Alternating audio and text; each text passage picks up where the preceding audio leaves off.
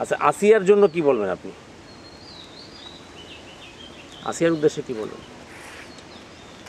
সে ছোট মানুষ, তার সাথে যেটা করা হয়েছে খুবই জঘন্যতম কাজ, খারাপ কাজ। তার জন্য আমারও খারাপ লাগতেছে। তো যে করেছে এই কাজটা তার জন্য শাস্তি হওয়া উচিত। আসিয়ার দুলাভাই তো আপনার ছোট ভাই, জি সজীব।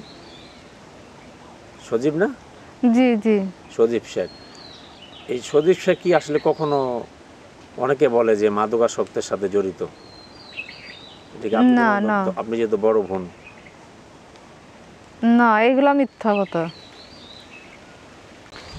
বাড়ি ঘরের যেসব জিনিসপত্র ছিল ওইগুলো তো নিয়েই গেছে। ঘর ভাঙার পরে যে ইটগুলো ছিল, বাড়ির যে জিনিসপাতিগুলো সেগুলোও নিয়ে গেছে, খুঁটে খুঁটে নিয়ে গেছে। সেখানেই ফেলে রাখা উচিত। তবুও মানুষ করতেছে কি, ইটগুলোও নিয়ে চলে যাচ্ছে। তবে দাঁড়িয়ে থাকলে তো সেগুলো গুছাই গুছাই নিয়ে সেও তো ঘর করে থাকতে পারবে। সে যদি করে থাকে তো আইনের আওতায় যে শাস্তি, তার সে শাস্তি দিবে। না, বাবার আগে কোনো 2-3টা বিচার হয়নি। বাবার শুধু একটাই বিচার হয়েছিল, এই যে আমাদের বাড়ির পাশে বলছে, ওই একটা বিচারই হয়েছে আমার জানা মতে, মানে আমি থাকতে। তাছাড়া আর আগে কখনো আমি দেখিও নি, জানিও না। ভালো বলছি আমার বাবারে, আমার বাবাও বলছে মা আমি এরকম কাজ কোনোদিন করব না। তাদের কথা অনুযায়ী আমার মনে হচ্ছে এখন তারা আমার বাবারে ষড়যন্ত্র করেই তখন এই বিচারটা করেছিল এবং মারছিল, আমার যা মনে হয় ওই সময়। আচ্ছা, আপনার বাবা কি রাজনীতি করতো? না না কোনো দলের সাথে জড়িত? না, সে মানে স্বাভাবিক সাদা সিধে লোক, যেরকম মানুষ থাকে সেরকমই থাকতো। ভাইয়া আসেন দেখাই ঘর বাড়ির কি অবস্থা।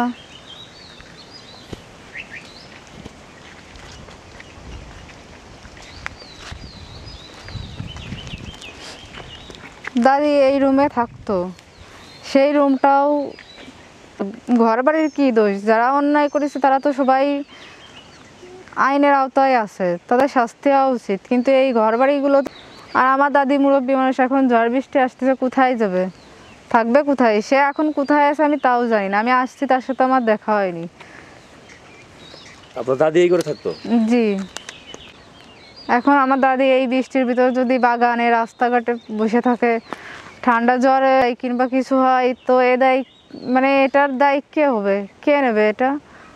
তার তো এরকম অবস্থায় একটা ওষুধ কিনে খাবে, সেই টাকাটাও তার নেই। আপনার দাদির কি শরীর ভালো না?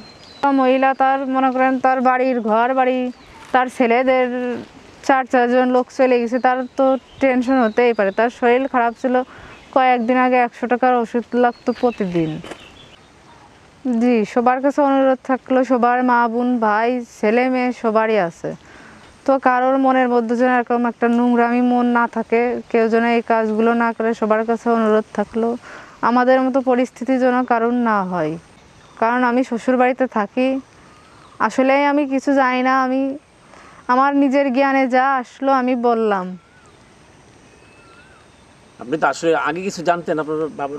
না না ভাইয়া, আমি কিছু জানি না। আমি আস্তে আস্তে প্রায় 3টা, 3:30, 4টার দিকে আমি আসি। এসে কি দেখতে পান? এসে কি দেখবো, তখন বাবারে ধরে নিয়ে গেছে। লোকজন সবাই বলতেছে তোমাদের বাড়ি এই হয়েছে, মানে শুনছি আমি, আমি তো আসলে দেখিও নি, জানিও নি। আচ্ছা, আপনার এই বাবার ব্যাপার নিয়ে কি শ্বশুর বাড়ি থেকে কোনো ঝামেলা করে আপনার সাথে? না না, কেউ কিছু বলেনি। তা আপনার দাদিরা তো আপনি আপনার এখানে নিয়ে যেতে পারেন। ভাই, একজনের বাসায় একজন কতদিন জায়গা দিবে? আমি আপু তার আপন নাতি, তো আমি তার কতদিন জায়গা দিতে পারবো? তার নিজের বাড়ি থাকলে আমিও তো সেখানে এসে কয়েকদিন থাকতে পারবো। আমারও তো মন চাবে বাবার বাড়ি যাই বেড়াতে, দাদি আছে দাদিরে দেখে আসি। আমার বাড়ি নিয়ে আমি 10 দিন 15 দিন রাখলাম, সারা জীবন কি রাখা যাবে তারে? এখন কি চান? এখন চাই সবাই মিলে আমার দাদির সহযোগিতা করুক, আমাদের জায়গায় জনগণ ইচ্ছা করলে সবই পারে, ঘর উঠাই দিক, দাদির থাকার ব্যবস্থা করে দিক। আপনার দাদিকে? জি। দাদি এখন খায় কোথায়? দাদি যাই, যদি কেউ দিলেও খায়, না দিলে সেরকমই থাকে সারাদিন। হৃদয়বান ব্যক্তিরা যদি দেয় সাইডে কেউ বলে তাহলে খাইলো, না হলে না। তারপরেও তো মানুষ বলতে তুমি আমাদের বাসায় এসে না, এ করে না তা করে না, এরকম তো বলতেইছে মানুষ। মানুষ জি মানে জায়গাও দিচ্ছে না ঘরে কাউরে না। আপনার দাদিকে? জি এখন দাদি কই আছে? আমার তো দাদির সঙ্গে দেখা হয়নি, আমি জানিও না কোথায় আছে। আর জানেনও না? না, এখন বাবা ওখান থেকে কি বলেছে সেটা তো আমি জানি না এবং বলতেও পারবো না। তো ফ্যামিলির যারা ছিল আমার জানা মতে সবাইরাই জিজ্ঞাসা করা, এর ভিতরে হামিদারও নিয়ে আসা উচিত। আপনার ভাবি কি ছোট বোনের ছোট ভাইয়ের বউকে? জি, কি কারণে? ও তো এই বাসায় ছিল, সে রাতে তো ওর কাছেই ওর বোন শুয়েছিল, এই উদ্দেশ্য করে আমি বলতেছি। তাছাড়া আমি কিছু জানি না, আমি তো এখানে ছিলামও না। বাড়ির সবাইরাই যখন করতেছে, তো হামিদাও তো এই বাড়িতেই ছিল, হয়তো বা ও কিছু জানতে পারে, এই জন্য বললাম। এখন বৃষ্টি হচ্ছে, আমি আসছি এই মাত্রই, দাদির সঙ্গে আমার দেখা হয়নি। সে কোথায় থাকবে বৃষ্টির ভিতরে? সে হয়তো আশেপাশে কোথাও চলে গেছে, দিনের বেলায় এইখানেই থাকে, রাত্রে হয়তো বা কারোর বাসায় যায়, কেউ যদি জায়গা দেয় তাহলে থাকে, না হলে এর বাড়ির তো ওর বাড়ি, পায়েটে ধরে হয়তো বা থাকে রাত্রেবেলা। দাদি কি দেখা পাইছেন? না, আমি এসে দাদিরে দেখা পাইনি। দেখা পাননি? এখন যে অন্যায় করেছে তার তো শাস্তি হওয়া উচিত, কিন্তু এই বাড়ি ঘর তো অন্যায় করিনি। আমার বৃদ্ধা দাদি তার স্বামীর সম্পদ দিয়ে অনেক কষ্ট করে করেছিল। তো সবার কাছে আমার অনুরোধ, সবাই যেন আমার দাদিরে সাহায্য করে এবং ঘর বাড়ি করে দেওয়ার চেষ্টা করে। এই বৃষ্টির দিনে আমার দাদি কোথায় থাকবে? বৃষ্টি হচ্ছে, এখন যাবে কোথায় যাবে? আমার বলার আছে, বাড়িতে সবাই ছিল, ওখানে হামিদাও ছিল। তো আমার বাবা মার ভাইয়ের সবার যেরকম তদন্ত জিজ্ঞাসা করা হচ্ছে, সেই হিসেবে হামিদাও তো ওখানে উপস্থিত ছিল, তার রুমে তার পাশেই শুয়েছিল। এজন্য হামিদারও কিছু তদন্ত যাচাই বাছাই করা, জিজ্ঞাসা করা দরকার আছে, উচিত। হামিদা বলতে আপনার ভাইয়ের বউ? আপনার বড় ভাই? না, সজীবের বউ, ছোট। ও, আপনি সবার বড় না? জি। আচ্ছা, এখন আপনার কি অবস্থা আসলে? এখন আছি আমি এরকম, বাবা মা ঘর বাড়ি কিছুই নেই, এতিমরা যেরকম থাকে আমি সেরকমই আছি। মানুষের বাড়ি এসে উঠেছি, তারা এমনও আছে যে খেদাই দিচ্ছে, তবুও জোর জার করে থাকতে হচ্ছে। এখন কোনো মেয়ে কিংবা কোনো স্ত্রী চাইবে তার স্বামী এরকম কাজ করুক, আমি তাকে সাহায্য করি? কখনোই চাই না। কোনো ছেলেও চায় না তার বাবা এই কাজ করুক, বাবারে সাহায্য করি, কিন্তু আবার এরকম আছে বাবা এই কাজ করতেছে, ছেলেরাও সাহায্য করতে চায় না।